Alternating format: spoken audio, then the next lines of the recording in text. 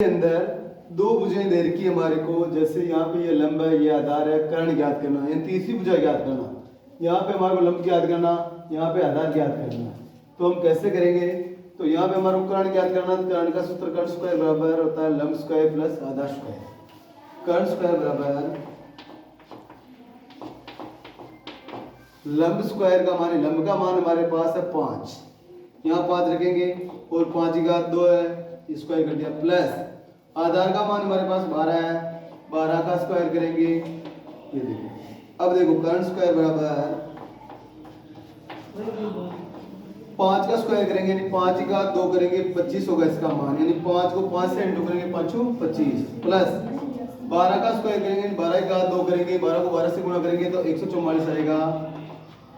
अब देखो ये कर्ण स्क्वायर बराबर 25 और देखो ये 4 5 9 4 2 6 1 169 आ रहे हैं। तो कर्ण बराबर आएगा अंडरूट के अंदर आएगा ये और 169। अब 169 के हम यहाँ पे वर्गमूल लेंगे, क्या करेंगे? वर्गमूल लेंगे 169 का वर्गमूल, गुणनखंड करेंगे यहाँ पे, वर्गमूल लेंगे यहाँ पे गुणनखंड करके।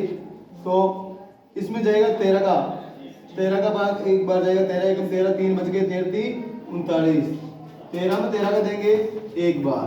अब जोड़े में से एक लेते हैं, वर्गमूल का नियम होता है दो जोड़ों में से एक लेना। तो यहाँ पे आ गया इसका मान 13, तो कर्ण रूट 13, ये आपके अंडरूट के अंदर इसका मान आ गया 13, तो हमारे पास कर्ण आ गई 13, इसका मान तीसरी भुजा गई 13। उसी तरह हम यहाँ पे लंब स्क्वायर ज्ञात करेंगे, लंब स्क्वायर हमारे पास नहीं है तो क्या करेंगे हम? कर्ण स्क्वायर माइनस के आधार स्क्वायर। तो लंब स्क्वायर, लंब का स्क्वायर बराबर कर्ण हमारे पास है 13 का स्क्वायर करेंगे माइनस आधार हमारे पास है 12 का स्क्वायर करेंगे। अब देखो लंब का स्क्वायर बराबर 13 का स्क्वायर होता है 169 169 माइनस के 12 का 144, घटाएंगे इसको, देखो लंब का स्क्वायर घटाएंगे, 9 में से 4 गए तो 5 और 6 में से 4 गए तो 2 और 1 में से 1 0, यानी 25 आ गए। अब लंब बराबर ज्ञात करेंगे, यहाँ पे घात 2 है, 1 करेंगे तो यहाँ पे घात आधी हो जाएगी, अंडरूट में जाएगा 25 का वर्गमूल लेंगे हम यहाँ पे, 5 का भाग देंगे इसमें, 5 बार जाएगा 5 25, 5 का देंगे एक बार।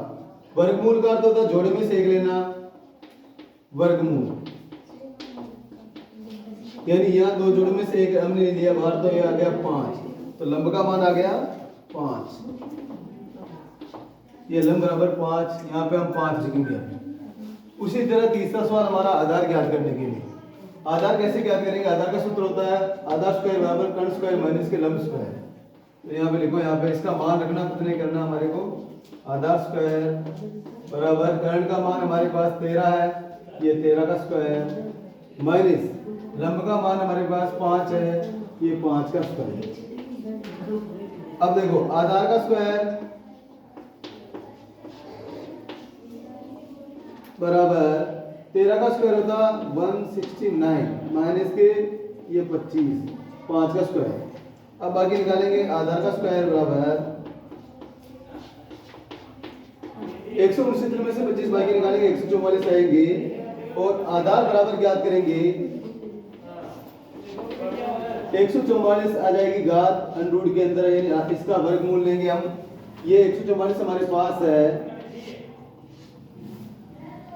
2 का भाग देंगे 7 बार और 4 में देंगे 2 का भाग 2 बार, 72 आगे 72 में 2 का देंगे, 7 में देंगे 2 3 6, 1 बच गया 6 बार, 2 का देंगे 18 बार, 2 का देंगे 9 बार, 9 में जाएगा 3 का, विषम संख्या है 3 का 3 बार, 3 3 9 और 3 एकम 3। अब वर्गमूल का दिए हो गए इसके गुणनखंड किए हमने। अब इसमें वर्गमूल के लिए नियम क्या है? वर्गमूल के लिए जोड़े में से एक लेना, यानी ये जोड़ा, 2 जोड़े में से एक लेना, इस 2 जोड़े में से एक लेना, इस 2 जोड़े में से भी एक लेना।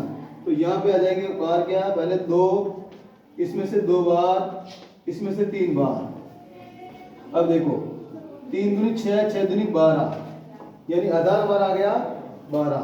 तो यहाँ पे लिखो आधार बराबर 12। तो आधार यहाँ पे हम 12 लिखेंगे। इसी तरह कंप्लीट सारे त्रिभुजों के